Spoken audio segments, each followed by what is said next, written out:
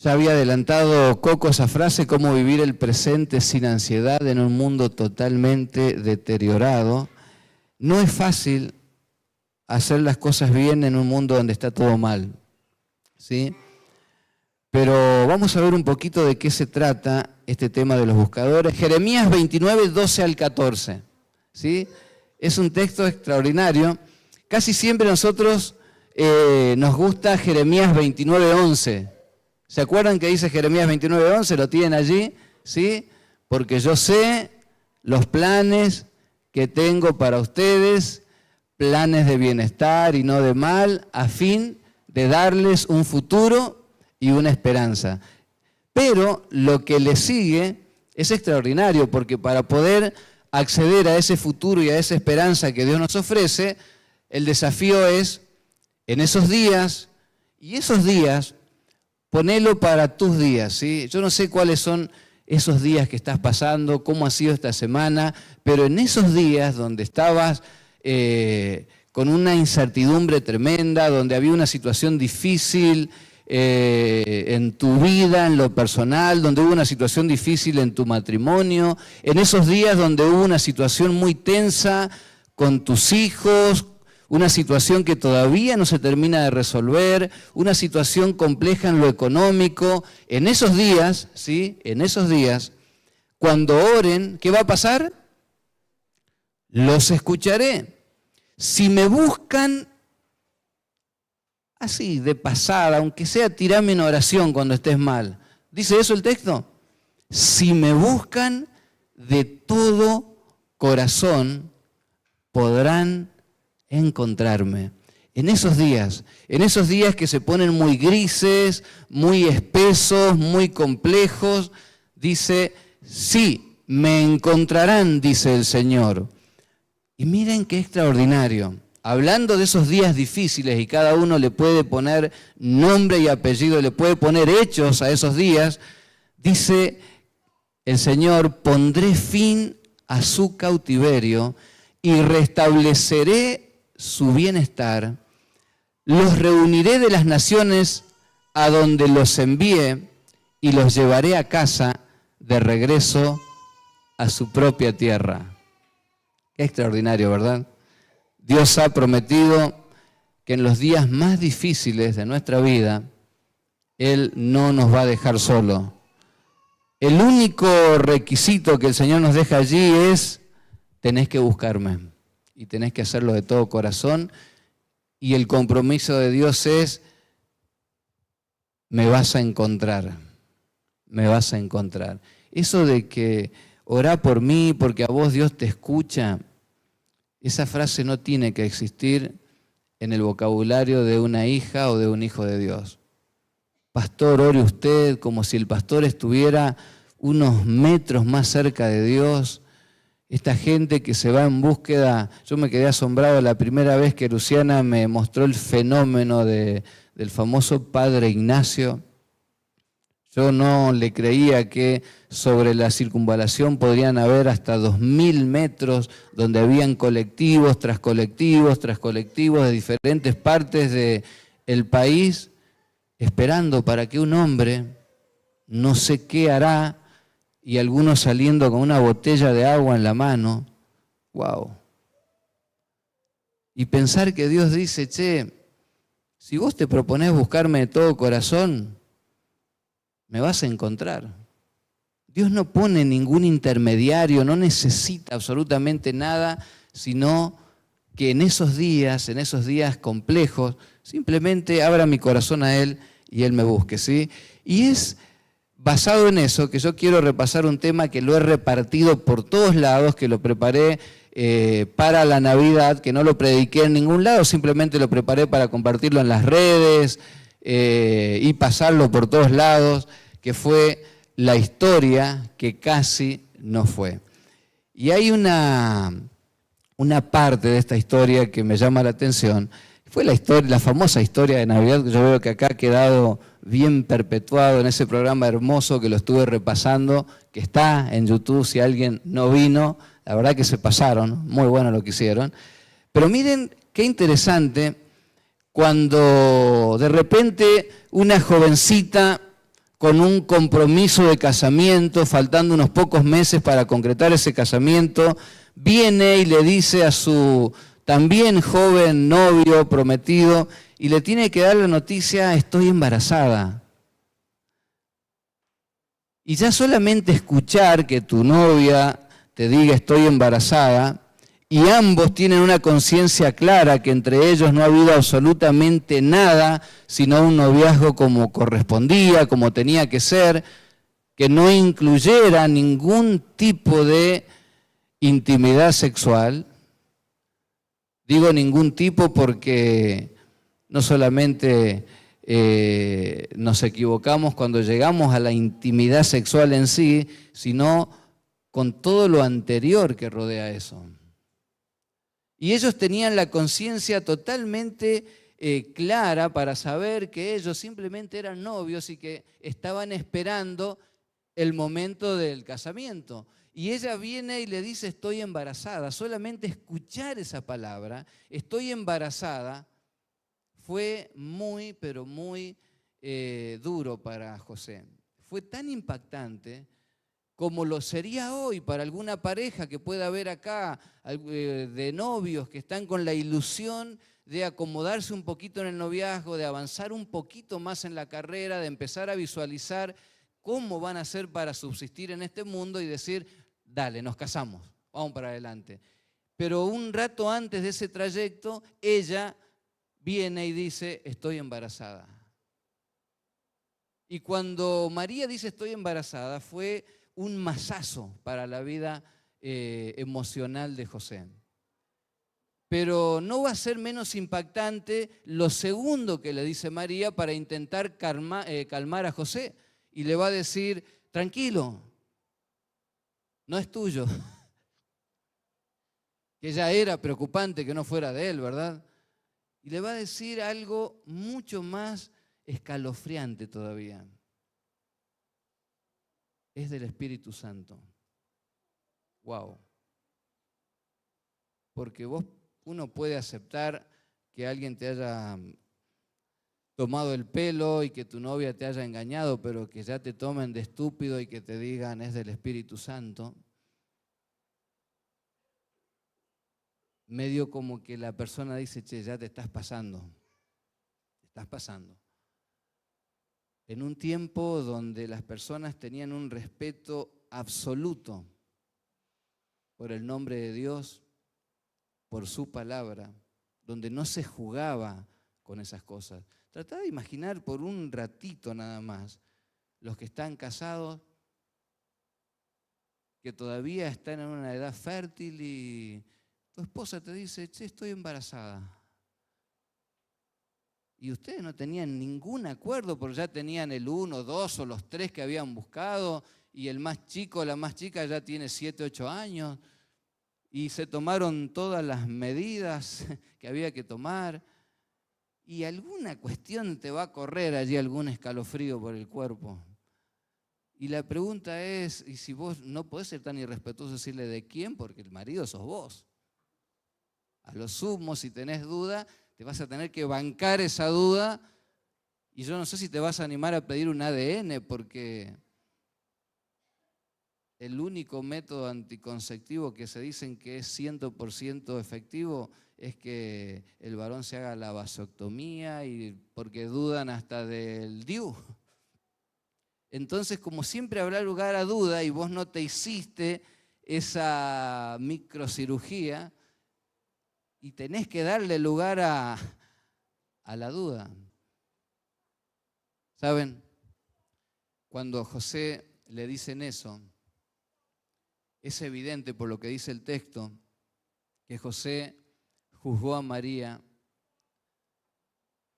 de una manera contundente, porque dice la última parte del versículo, como José, su esposo, era un hombre justo y no quería exponerla a vergüenza pública, decidió abandonarla en secreto.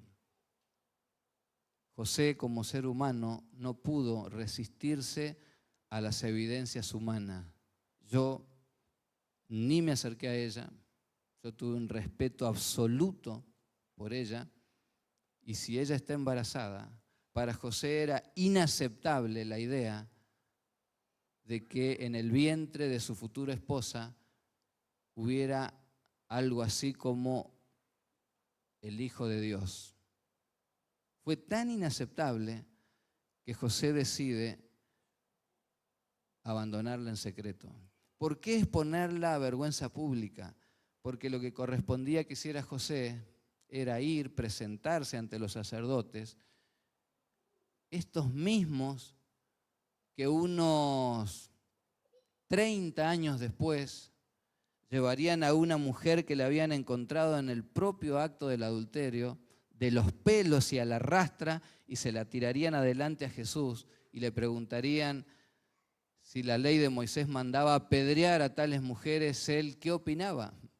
Bueno, a esos mismos que él ya había visto ejecuciones lapidarias de muchas mujeres y varones que se los había encontrado en adulterio, tenía que ir y decirle, yo me estaba por casar con esta joven, pero esta joven viene y me dice que está embarazada. Yo no tengo absolutamente nada que ver con ese hijo que va a tener, pero lo más terrible es que es una blasfema. Me está diciendo que el hijo que tiene en su vientre es el Hijo de Dios. Es más, dice que la dejó embarazada el Espíritu Santo. Y todo el enredo emocional que representa para algo que nunca había pasado y nunca pasaría en el resto de la historia de la humanidad.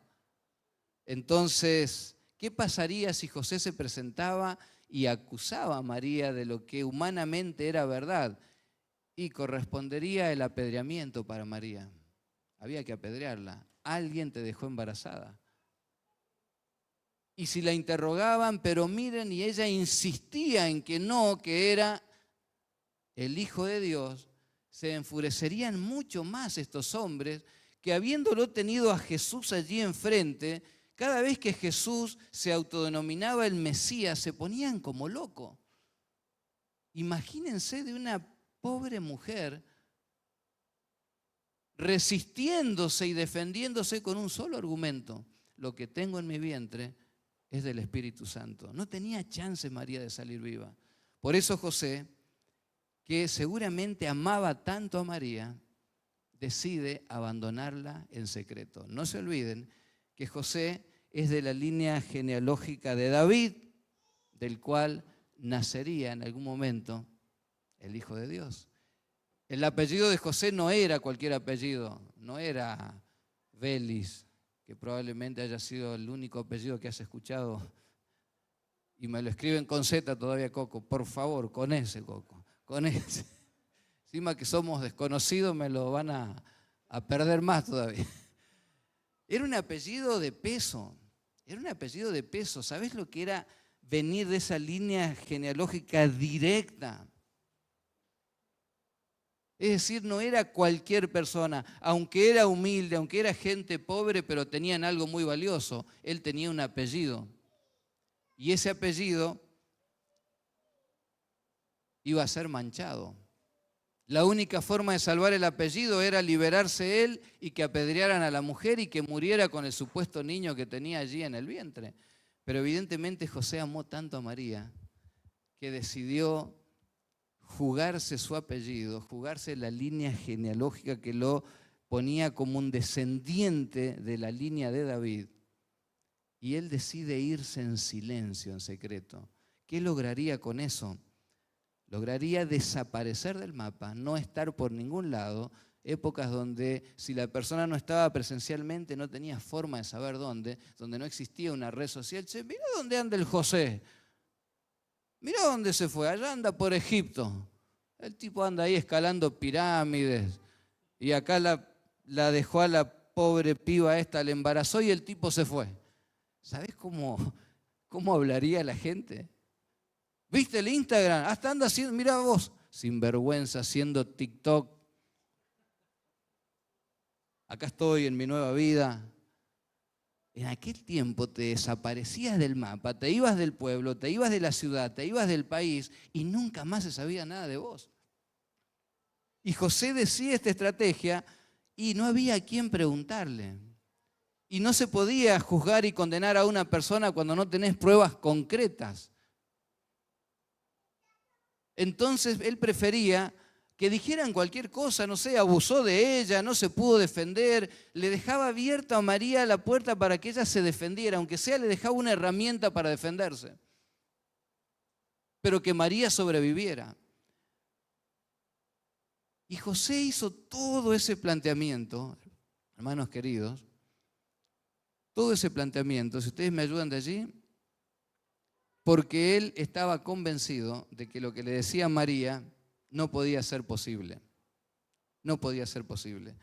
Y saben, ese es el gran problema cuando nosotros no podemos tener certezas de qué está pasando en un mundo tan deteriorado. Cuando vos no sabés lo que está pasando y de repente estamos todos inciertos en un país donde no sabemos qué va a pasar realmente con todas estas movidas políticas, nos favorecerá, no nos favorecerá, hay letra chica detrás de esto que parece tan extraordinario, y empezás a vivir en incertidumbre y se te empieza a deteriorar tu confianza en el lugar donde estás, incluso en vos mismo, y no sabés qué va a pasar mañana, la vida se hace difícil. Ahora la pregunta es, ¿por qué José no le creyó a María sobre el embarazo milagroso e hizo planes para abandonarla? ¿Por qué no le creyó? Y la mayoría de nosotros nos estacionamos en cosas totalmente emocionales, totalmente emocionales. Y claro, ¿quién le va a creer? Yo tampoco le habría creído, pero saben, habían evidencias muy concretas. Por ejemplo, Génesis 3:15, la advertencia que Dios le hizo a Satanás en el mismo comienzo del pecado. Habrá siempre enemistad entre ti y la mujer, le dijo a Satanás. Y entre tu descendencia y la de ella no habría una amistad, no andarían festejando como grandes amigos cuando uno había sido el causante de la caída del otro. Dice, no te entusiasmes de que ahora vas a andar jugando a las escondidas con mis hijos porque ellos te aceptaron y aceptaron tu mentira. Dios fue muy claro, dice, va a haber enemistad. No solo entre ustedes ahora, sino entre los descendientes de ella y los tuyos. El descendiente de la mujer, y allí me gusta esta versión porque lo individualiza, el descendiente, iba a haber un descendiente que nacería con el poder suficiente, dice, te aplastará la cabeza, mientras tú solamente le morderás el talón. Es decir, todo este daño que estamos viendo en este planeta, todo este deterioro, para Dios es como que solamente alguien nos hubiera herido en el talón. Y saben, una de las heridas más fáciles de poder, de todas las que podemos recibir, probablemente sea que te hieran el talón. Y si te haces atender rápido, y si no se infecta la herida, pero cuando las heridas son en otras partes vitales del cuerpo, es complicado sobrevivir, es complicado. Entonces Dios le avisa a Satanás, ojo, que en algún momento va a nacer alguien con el poder suficiente para aplastarte la cabeza. En otras palabras, en el mismo inicio de la entrada del pecado, Dios decretó cómo sería el final de Satanás. Porque a una serpiente, si la querés matar, pegale un buen palo en la cabeza y allí se acabó la historia. Al revés, cuando se le pide a Moisés, tómala por la cola, no tomes una serpiente por la cola, porque tiene toda la habilidad y la fuerza para volverse hacia vos y te va a morder por todos lados. Y si es venenosa, te va a matar. Entonces, en este caso, a Satanás se le dice, te van a pisar la cabeza tan fuerte, Satanás, que vas a desaparecer para siempre. Desde ese mismo momento, Satanás comenzó a vigilar, a ver en qué momento comenzaban a venir descendientes de Adán y Eva. Y cuando nacen Caín y Abel, Satanás estaba preocupado y miraba cuál de estos dos va a ser el que me va a aplastar la cabeza. Uno de estos dos tiene que ser el poderoso. Y comenzó a hacer planes diabólicos y introdujo los celos y logró que Caín confundiera cuáles eran la metodología que Dios había dejado para llevar las ofrendas, si había que llevar un corderito, un animal para sacrificar, tal cual como se habían sacrificado corderos para poder vestir a sus padres que habían quedado desnudos, y se quitaron esas pieles de esos animales para que los papis no salieran desnudos del jardín del Edén. Y allí quedó marcado esa ofrenda que debían llevar, pero Caín, como se dedicó era un chacarero, y él dijo: ¿por qué no puedo llevar lo mejor de mis verduras, de mis frutas, como ofrenda a Dios? Y el hermano se había dedicado a la ganadería, y él llevaba su cordero, Abel llevaba su cordero, el otro llevaba frutas y verduras, y un día Dios dijo: esto a mí no me agrada. La práctica de la religión no se trata de hacer lo que yo quiero. Total, yo entiendo de este versículo, no importa lo que vos entiendas. El gran problema en este momento que vive la iglesia adventista es lo que la gente entiende de lo que dice la Biblia y no lo que realmente la Biblia dice. Entonces, cuando la gente se empieza a guiar, a mí me parece, yo creo, fíjate, y Caín dijo: pero a mí me parece que lo que Dios quiere es que yo le traiga una ofrenda. La famosa discusión que se arma en el aula cuando llegamos al tema del sábado, con un buen componente, casi un 70% de chicos evangélicos que creen fielmente en el domingo como día de reposo, algunos católicos y el grupo adventista. Y siempre termina siendo el mismo razonamiento. A mí me parece que Dios lo que busca es que lo adoremos y a Él no le importa el día. Es más, Él quisiera que estemos todos los días. Y te dicen frases extraordinarias. Bueno, esa es la forma de hacer nuestra propia religión. Y yo les digo: pero a ver, leamos otra vez el cuarto mandamiento. ¿Qué dice? Acuérdate del sábado para santificarlo. 6 días trabajarás y harás toda tu obra, mas el séptimo es día del Señor. No hagas enero alguna, ni tú, ni tu hijo, ni tu hija, ni tu criado, ni el extranjero, porque en 6 días creó Dios los cielos y la tierra, pero el séptimo descansó. Y les digo: ¿a vos te parece que a Dios le da lo mismo? Le digo: además estamos confundiendo las ideas. Dios quiere que estemos todos los días con Él, pero eso no invalida que el sábado es el día del Señor. No hay problema, todos los días tenemos que estar con Dios, pero eso no me da permiso para... Y las frases ya están armadas, ya están incrustadas en las mentes. Bueno, le pasó eso a Caín, y Caín llevaba verduras, y un día Dios dijo: mirá, esto que estás haciendo me desagrada. Y Caín, vas mal, así la cosa va a terminar mal. Caín, a través de eso, se pone celoso contra su hermano Abel, y Abel no le había hecho nada. Abel simplemente cumplía con lo que los papás le habían enseñado, y finalmente Abel un día es invitado por su hermano, dice: che, vamos a jugar al campo, y cuando lo alejó de sus padres, Caín se levantó contra su hermano y le quitó la vida. Y Satanás festejó porque acababa de matar a quien él consideraba que era el hijo de la promesa, el que le aplastaría la cabeza. Y festejó y se puso feliz y dijo: wow, extraordinario lo que hice, se acabó, ahora sí puedo andar feliz por este planeta que me gané. Pero resulta que Eva siguió teniendo hijos. Y Adán siguieron teniendo hijos, y los hijos siguieron teniendo hijos, y de repente no podía exterminar a todo el planeta porque el planeta se llenó de hijos. Y ya Dios no eligió a una persona, sino que formó un pueblo. Pero a lo largo de toda la historia, Satanás persiguió al pueblo de Dios e intentó liquidarlo, hacerlo desaparecer de la faz de la tierra, porque no sabe dónde y cuándo. Entonces, cuando nosotros leemos esta profecía, miren qué extraordinario, Isaías 7:14. Por eso el Señor mismo les dará una señal. ¿Qué cosa? Virgen concebirá y dará a luz un hijo y llamará su nombre Emmanuel. ¿Saben? Miren, María estuvo a punto de ser abandonada.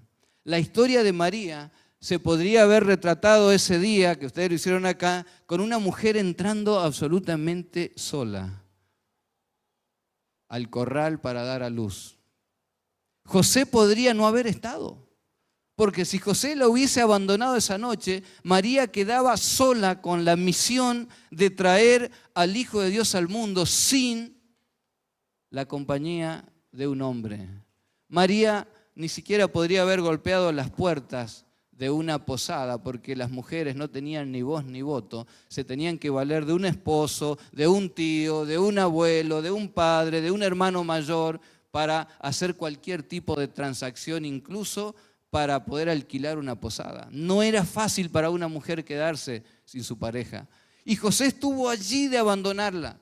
Podría haber sido esa la foto que tendríamos hoy, María sola en algún lugar intentando dar a luz a su hijo. Pero ¿qué fue lo que pasó? Es que Dios siempre, aquellos que están sinceramente equivocados, no va a permitir que den un paso más sin antes al menos hacerle una advertencia. Y dice Mateo 1:20, mientras estaba pensando en esto José, esto de abandonarla en secreto, me acuesto a dormir, cuando esté toda la ciudad en oscuras, me levanto y desaparezco del mapa. Mientras pensaba en esto, se quedó dormido y un ángel se le apareció en sueños y le dijo, José, hijo de David, le recuerda, José, vos sos de la línea genealógica de David.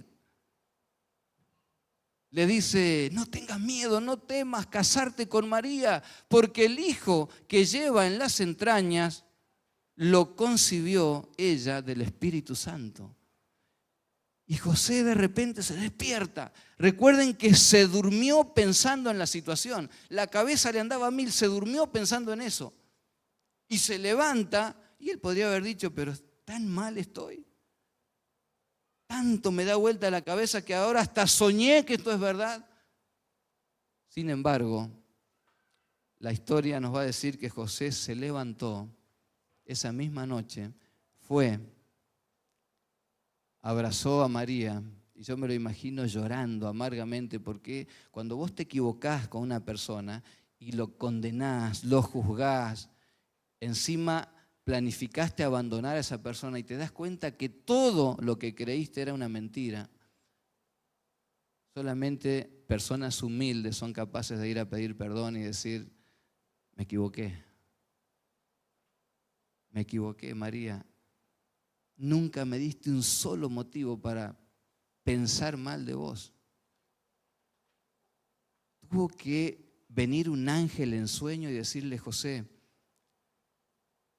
es verdad lo que te dijo María, casate con ella, porque Dios se la juega por aquellos que en su sinceridad están equivocados. Pero dice que resiste al soberbio. El que es soberbio, el que no da lugar ni a que alguien, aunque sea, te explique su postura. Dice la historia que al despertar de aquel sueño, José obedeció la palabra del ángel y se casó con María. Es que quienes se han equivocado sin querer hacerlo, pero se equivocaron al fin, cuando Dios los llama a arrepentirse, a volver atrás, no dudan en obedecer nuevamente la palabra de Dios. Y José se casó con la embarazada para hacer la burla de todo el barrio, de toda la ciudad. Imagínense los memes que le hacían a José, las cosas que le escribían en las redes sociales, en las paredes, en una puerta, en una tabla. Se burlaban de él. El pobre tipo que encima que ya había quedado viudo, la niña tan buena, la María, y la aceptó igual, la salvó del apedreamiento y va a criar un hijo ajeno. Porque al único que se le había sido revelado la verdad en sueño era José. Los demás, María era una perversa y José era un estúpido. Pero lo que no se daban cuenta es que estos dos personajes estaban tejiendo la historia más bella, que partiría en dos la historia humana y que a partir de allí, creyentes y no creyentes, ateos de los más acérrimos, cuando escriben sus libros, tienen que escribir, este hecho que estoy citando es antes de Cristo o después de Cristo. Me imagino un ateo con bronca porque es la forma de citar los eventos. DC o AC, no importa si crees o no crees, el mundo se partió en dos con el nacimiento de este niño. Y la historia volvió a cero y el calendario volvió a cero y comenzó a contar de vuelta. Y fue extraordinario que José fue, la buscó, se casó con ella. Y desde entonces José cuidó y amó a María. Dice Mateo 1:25, aunque no tuvo relaciones sexuales con ella hasta que nació su hijo.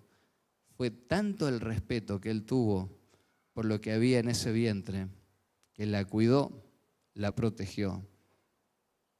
De esta manera, dice Mateo 1:22 y 23, se cumplió lo que el Señor había anunciado a través del profeta que dijo, la Virgen concebirá y tendrá un hijo y lo llamarán Emmanuel, que quiere decir Dios con nosotros. Entonces, ¿por qué José no le creyó a María e hizo planes para abandonarla? Y quiero que recuerden esto. Miren,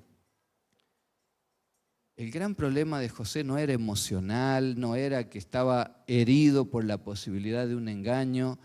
José, con semejante apellido, era un hombre muy religioso. De hecho, dice que era un hombre justo, era considerado un buen hombre en la ciudad, un buen religioso. Pero ¿qué pasó? Como todo buen hombre, José se descuidó. José pensó en abandonar a María porque, a pesar de ser un hombre justo, había descuidado el estudio y repaso de las profecías mesiánicas.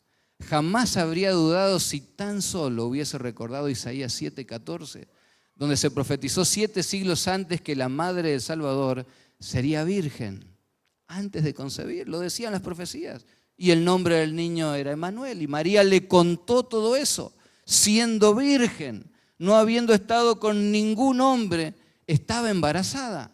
Estaba cumpliendo al pie de la letra lo que decían las profecías.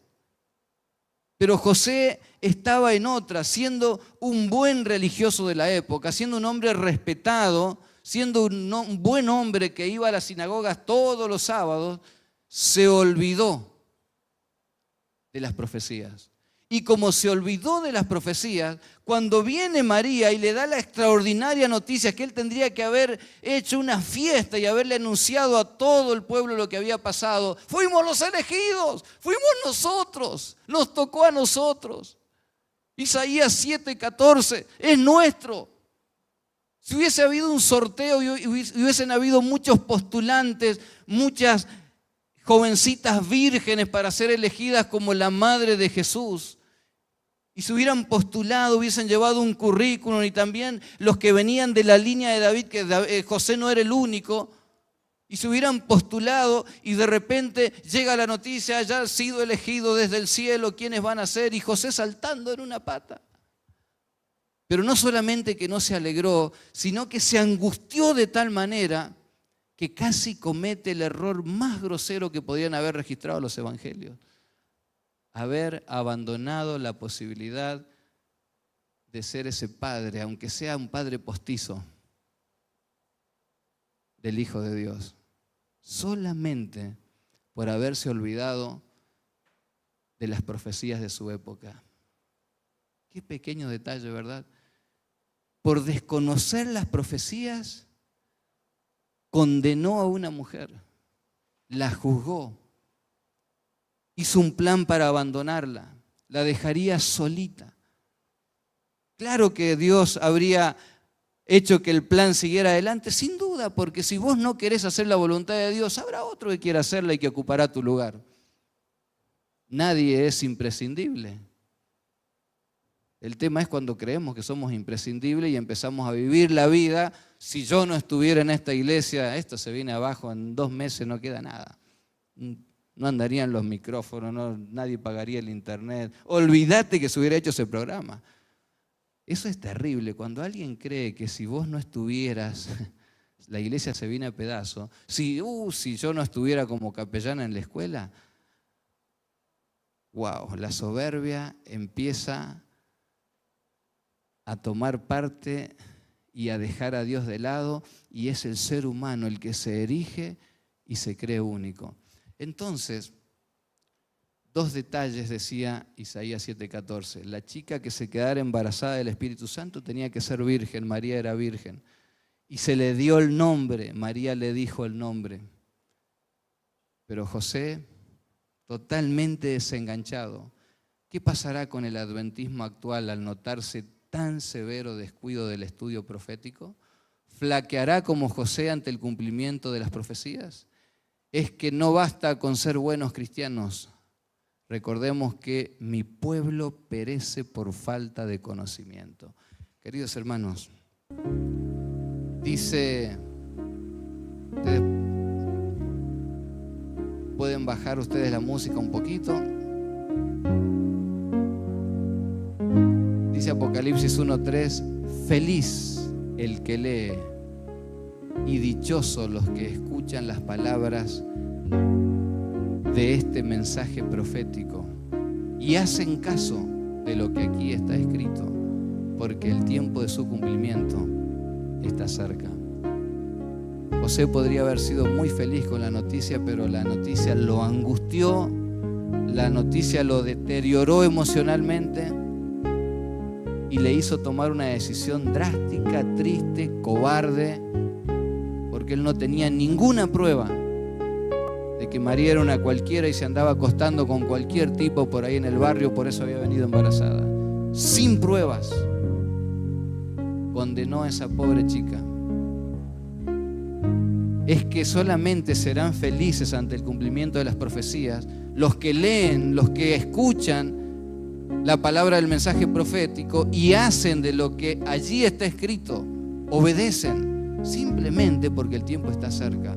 ¿Será que nos vamos a espantar un día cuando vamos al supermercado y nos diga, no te puedo vender? Pero ¿cómo? Si tengo el dinero, tengo todas las tarjetas que ustedes... No, mostrame que vos sos parte de lo que apoyan la paz mundial y estás abogando para que de una vez por todas se acabe este lío de religiones, de iglesia, porque tenemos un líder que nos está llamando desde Roma a unirnos en un solo cuerpo, y ya no son más esas verdades bíblicas que vos andás enseñando, sino que solamente se nos pide que el amor nos una a todos. ¿Tanto te cuesta ser una persona capaz de amar y olvidarte de todas estas cuestiones que ya nos tienen harto? Basta con los mandamientos, basta con esto, basta con el santuario, basta con fin del mundo. Solo se te pide que puedas pregonar el amor entre las personas, aceptar a todos, no importa lo que hace, lo que dice, sus prácticas sexuales, solamente se te pide que aceptes, que ames. Y vos seguís insistiendo que a Dios le importa un día de reposo. ¿Se acuerdan? Que dice la profecía que los que no tengan la marca de la bestia en su frente, en su mano, ¿qué pasará? No podrán comprar ni vender. ¿Te la vas a bancar en una farmacia cuando tu hijo está dependiendo del medicamento que le tenés que llevar? Tenés el dinero para comprarlo y no te lo van a vender porque no podés acreditar que te has unido al grupo que va detrás del gran líder religioso, que bien lo describió el ex candidato a presidente y luego se terminó arrodillando ante las cámaras. Bien dijo que era un demonio. ¿Se acuerdan cómo describía Milei al Papa? Pero después se terminó arrodillando para ganar algunos votos. Es que no te confíes. No andes propagandeando videos. Mirá lo que no dicen los adventistas, lo dijo él. Tranquilo. La gente se va a arrodillar por un poquito de poder y se va a desdecir sin ningún problema. Pero los que siguen al Cordero donde quiera que va, los que han lavado sus ropas en la sangre del Cordero, no se achican jamás. Lo que dice la Biblia lo dice. Y si la Biblia dice esto, soy capaz de irme con el bolso vacío del supermercado y de irme sin el medicamento. Porque así como un día lo persiguieron a Elías porque había desbancado toda la mentira de los 450 profetas falsos y los degolló a todos, y lo empezó a perseguir una mujer que dijo, hasta que el sol no se entre yo tengo que tener la cabeza en su mano, y el tipo se escondió en unas montañas donde no había ni comida ni agua, y él estaba allí orando y de repente se escucha el bolido el sonido de las alas de un cuervo, y cuando mira ese cuervo, entre las patitas había un pedazo de pan. y viene otro y tuvo el pan suficiente en medio de la nada, y de repente empieza a escuchar el sonido del agua y ve que de entre la roca toda seca comienza a brotar agua. Es que, ya lo decía el Salmo 91, caerán 1000 para aquel lado, 10.000 para aquel lado, pero a ti no llegarán. Ya lo decía Mateo capítulo 28, que los que predican el Evangelio, Jesús les dijo: y he aquí, yo estoy con ustedes todos los días. ¿Hasta cuándo? Hasta el fin del mundo. Por lo tanto, nosotros no podemos permanecer de pie en los eventos finales si hoy en día nuestra vida, gran parte de nuestra vida, pasa por estar pegados a las películas, a las redes sociales, al qué dirán los otros de mis publicaciones, a estar cuidando mi bella imagen para que nada esté fuera de lugar. Y la Biblia, las profecías bíblicas, bien, gracias. Porque cuando comiencen a suceder estas cosas, queridos hermanos, solamente van a quedar en pie aquellos que saben que esto tenía que pasar y lo estaban esperando. Por eso no hay nada que temer, porque Emmanuel está con nosotros. Había sido 18 de diciembre, donde el Planeta Fútbol en Argentina festejaba 1 año de haber ganado la Copa del Mundo. Así que buscamos el partido en YouTube con Mateo y lo vimos completo. Y me dice Mateo: papá, cuando se venía el posible 4-3 y esa pierna salvadora del Dibu, me dice: papá, vamos a ponerlo nervioso, dale. Y yo empecé ahí, y yo decía frases: ya está, ya es nuestra, ya lo tenemos. Y de repente se iba el francés, ¡no! Y yo empecé a gritar y Mateo se tapaba los ojos.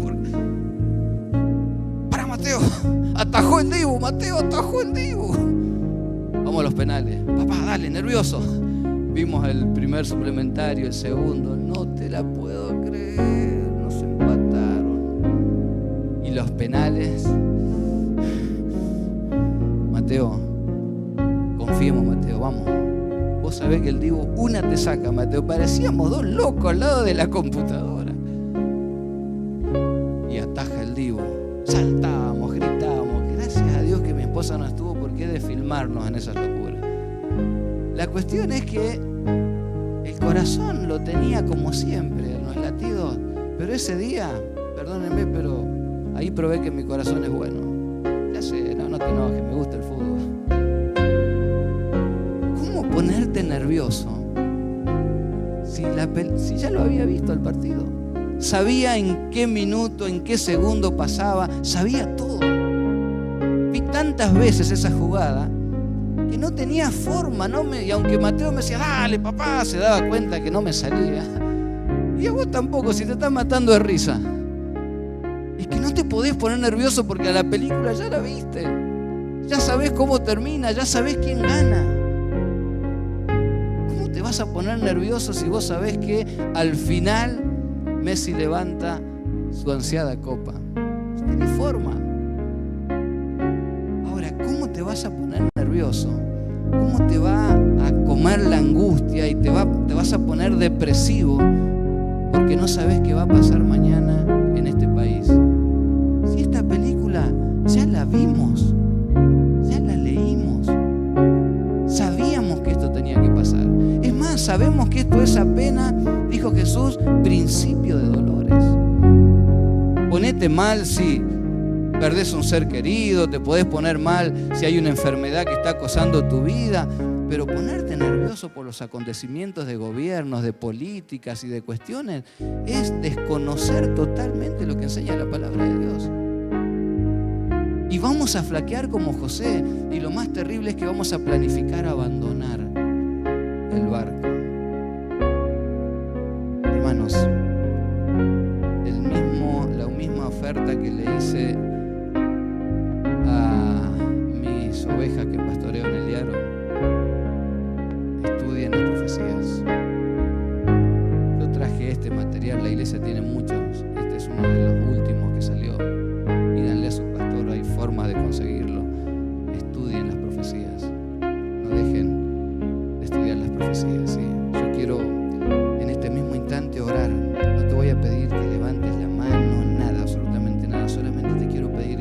has entendido que lo que le pasó a José me puede pasar a mí y te puede pasar a vos, entonces hace planes cuando llegues a tu hogar de decir, ¿qué vamos a hacer como familia? ¿Cuándo le vamos a explicar a nuestros hijos de qué se trata vivir en este tiempo? Para que tengamos esperanza en nuestro corazón y cuando las cosas más feas se pongan, más festejaremos de que estamos muy cerca de levantar no una copa, sino una corona de vida eterna. Las familias no se van a desmoronar si se estudia la Biblia y se hace un foco especial en las profecías bíblicas. Oramos. Señor, muchas gracias, porque sabemos que para ti nada es imposible. No es imposible que un adventista como yo, como cualquiera de los hermanos que están acá en la iglesia o escuchando por las redes, pueda abandonar un rato las pantallas, las conversaciones que no ayudan y poder volver a abrir la Biblia con hambre y con deseos de mirar la parte final de la película. Ayúdanos a que en la familia haya un deseo concreto de volver a ser el pueblo del libro, aquel pueblo que comenzó avasallando al mundo con un mensaje profético único, distintivo. Señor, ayúdanos a entender los tiempos, no de acuerdo a lo que nos informan los canales de televisión, sino de acuerdo a lo que tu palabra nos dice, para que cuando estas cosas sucedan se cumpla lo que Jesús dijo: estas cosas les he dicho, para que cuando sucedan crean. Señor, ayúdanos ahora en tiempos de relativa paz, donde nadie me está persiguiendo por tener una Biblia en la biblioteca de mi casa o por traer una Biblia bajo el brazo, donde todavía podemos incluso abiertamente predicar tu palabra, a tomar conciencia de esto. José se descuidó y era una buena persona. Hasta se dice tu palabra que era un hombre justo. De hecho, había mucha piedad en su vida, por eso decidió a su manera rescatar a María del supuesto pecado que él pensaba que había cometido. Pero le faltaba algo esencial. Se había olvidado del mensaje profético de su época. Señor, cuida cada familia que está escuchando en este momento, los que escucharán. Ayúdanos a entender que vamos a perecer por falta de conocimiento. Que cada uno de nosotros hoy te digamos: Señor, ayúdame, dame entendimiento y dame hambre, sed de tu palabra. Que al comenzar este nuevo año 2024, si es que fuera ya uno de los últimos años que viviremos en esta tierra, que nuestra vida se destaque porque conocemos cómo va a terminar esto y porque somos capaces de contarle a las personas que no hay nada de qué temer, que Emmanuel, Dios, está con nosotros. Oramos en el